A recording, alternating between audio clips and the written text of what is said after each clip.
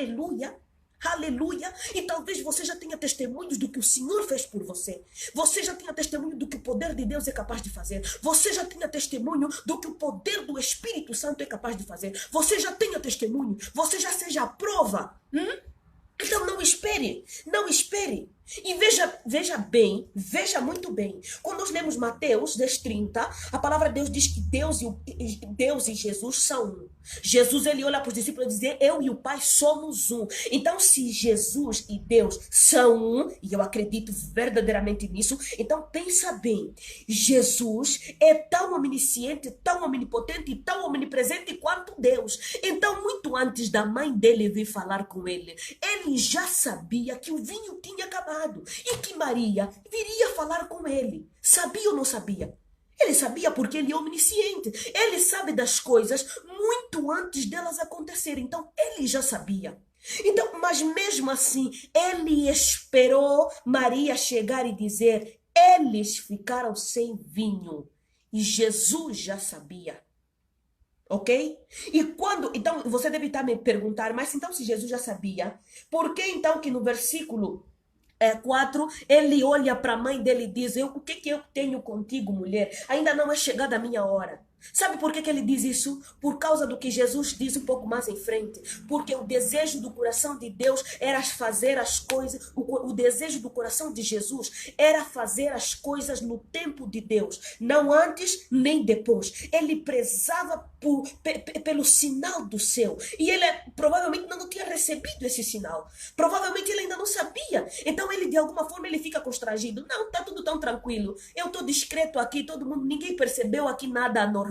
Não quero me expor. Então ele olha para a mãe dele e diz assim, não é chegada a minha hora, o que eu tenho contigo, mulher? Por que eu tenho que resolver este problema? Mas ainda assim, a autoridade de uma mãe confirmando que era o tempo e que de alguma forma o céu estava liberando Jesus, o Pai estava liberando Jesus para que Jesus começasse a fazer então os milagres, tanto mais que este é registrado como o primeiro milagre que Jesus realiza. Então você veja bem, quando Jesus vê a insistência da sua mãe, ele simplesmente se rende, porque eu acredito que ele entende, Deus, o Pai está me liberando, porque ele diz o tempo todo, a minha missão é fazer a vontade do meu Pai, o tempo todo. Ele não queria fazer a vontade dele, ele não queria fazer a vontade nem da própria mãe, mas ele percebe, é hora de trabalhar, está na hora de agir, e ele simplesmente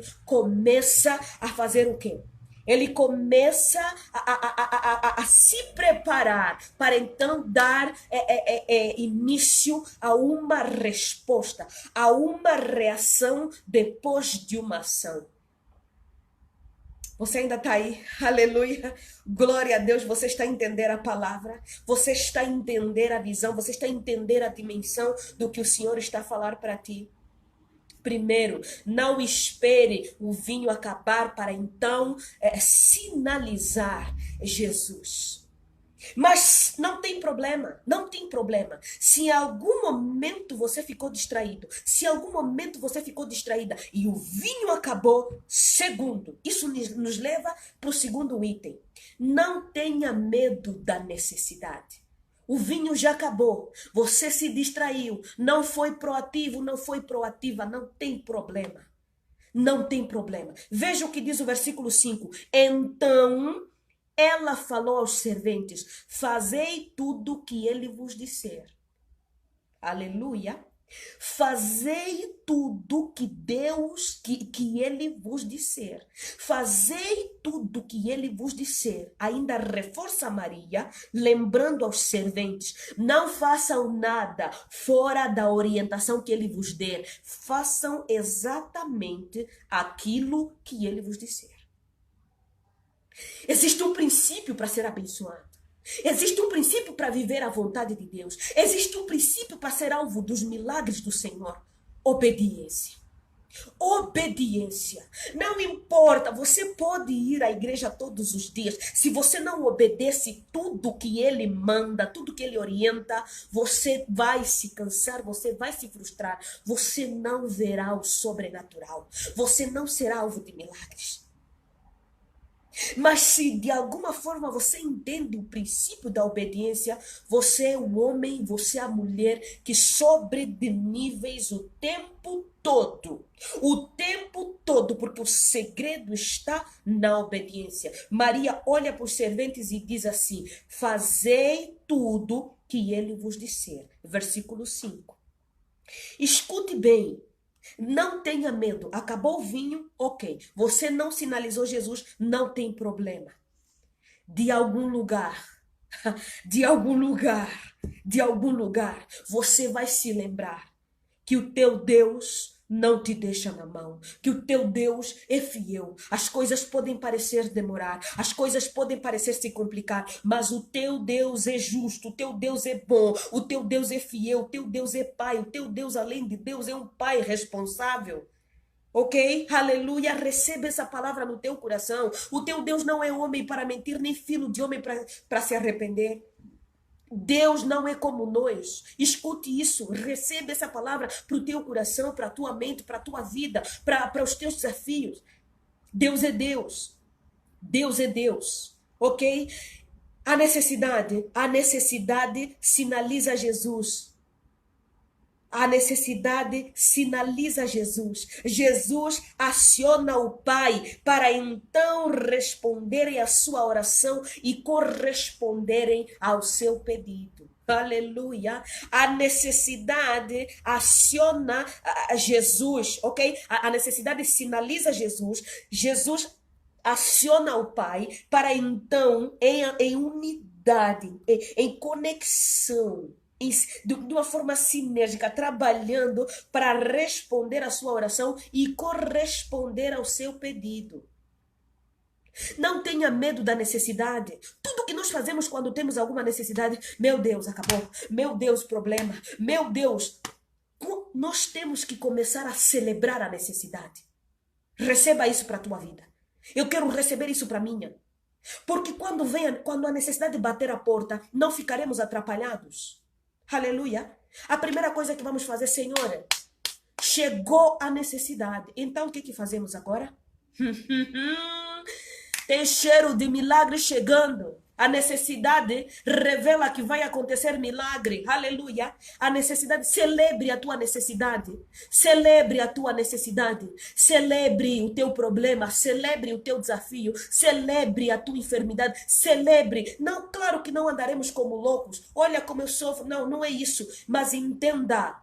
É o que Abacuque diz em Abacuque capítulo 3, 16 a 18. Ainda que a figueira não floresça, ainda que não haja fruto na vide, ainda que as ovelhas sejam arrebatadas do aprisco, etc, etc, etc. Eu me alegrarei no Senhor, no Deus da minha salvação. Outras versões ainda dizem, eu ainda o louvarei. A fé de Maria e Jesus era tão grande que disse aos seus serventes, façam tudo o que ele disser. Tudo, façam tudo, não façam diferente. Muitas pessoas eu olho, vão em todos os lugares. Vão na macumbaria, vão procurar feitiço, vão fazer não sei o quê, vão no espiritismo, vão não sei o quê. Por último, é que procuram Jesus. Por último, procuram Jesus. Jesus não tem que ser a tua última possibilidade. Jesus tem que ser a primeira necessidade, a primeira possibilidade. Jesus tem que ser a primeira solução. Jesus tem que ser o primeiro e único caminho. Você não tem que primeiro ir buscar outras possibilidades para então voltar e ver que em Jesus é possível. Não, não, não, não. Você olha e vê que em Jesus é possível. Chegou a necessidade, Jesus. Chegou a necessidade, Jesus. Chegou a necessidade, é agora. Jesus. É Jesus. Não é feitiçaria, não é amarração, não é qualquer outra coisa. Não é qualquer outra coisa, é Jesus. É Jesus que vai resolver. É Jesus que é a resposta. É Jesus que tem o poder. A fé de Maria era tão grande que disse aos serventes, façam tudo o que ele vos dizer. Que ele vos disser. E veja bem, não importa se você é da igreja, se você não faz tudo o que o Senhor te orientar, a vontade dele não irá se cumprir na sua vida. E neste caso, veja bem, o que Jesus lhes orientou a fazer? O que Jesus orientou aos serventes? Versículo 6. Preparar 6 talhas de pedra que os judeus usavam para as purificações. Preparem as maiores talhas de pedra. Segunda coisa que Jesus lhes mandou fazer: encham de água essas talhas até quase transbordar. Versículo 7. A terceira coisa que Jesus mandou fazer os serventes: provem o vinho e levem ao mestre-sala. Provem o vinho e levem ao mestre-sala. O mestre-sala pegou o vinho, disse: vocês vão me matar? Imagino que até esse momento, acaba o vinho, algumas pessoas já perceberam, alguns foram embora, alguns já tinham ido embora. Então o mestre-sala imagina: mas como assim? Aquelas pessoas foram embora sem provar este vinho, este melhor vinho dessa festa, deste casamento? Como assim? E ele mesmo diz no versículo 9, como assim? Geralmente nós servimos os vinhos primeiro o vinho mais básico para então servirmos o melhor. Você fez o contrário. Você serviu o vinho o melhor vinho para então. Você serviu o vinho mais. É como então? Você serviu o vinho mais básico para então agora que algumas pessoas já foram servir o melhor vinho? Como assim? Só que não sabiam que havia por trás, havia nos bastidores, o autor deste vinho. Este vinho não era qualquer vinho. E é isso que Deus faz. Quando Jesus está na tua vida, quando Jesus está na tua festa, quando Jesus está nos teus caminhos, quando Jesus está nas tuas decisões, você não come qualquer coisa. Você não come o básico, você não vive do básico. E ainda que seja simples, mas você come o melhor. Porque a tua gratidão faz com que você entenda que é o céu que está a prover para ti. Vamos prosseguir. Ok? Então, primeiro, não espere o vinho acabar para então sinalizar Jesus. Segundo, não tenha medo da necessidade, celebre a necessidade.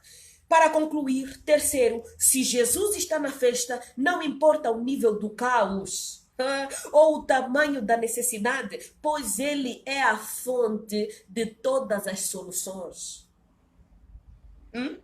Jesus está na tua vida, não importa o que acontece. Receba isso na tua vida. Não se desespere, não se desconcentre, se concentra. Olhe para a cruz. Você se lembra daquele que declarou tetelestai, daquele que declarou está consumado?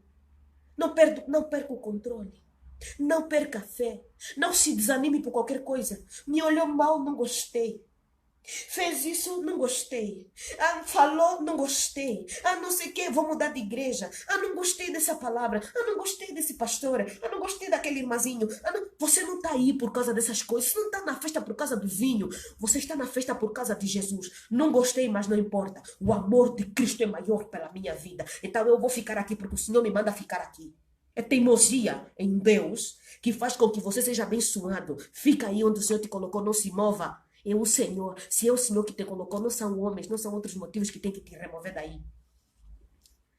O mestre Sala disse: como assim? Todos costumam pôr primeiro o bom vinho e quando já beberam fartamente servem o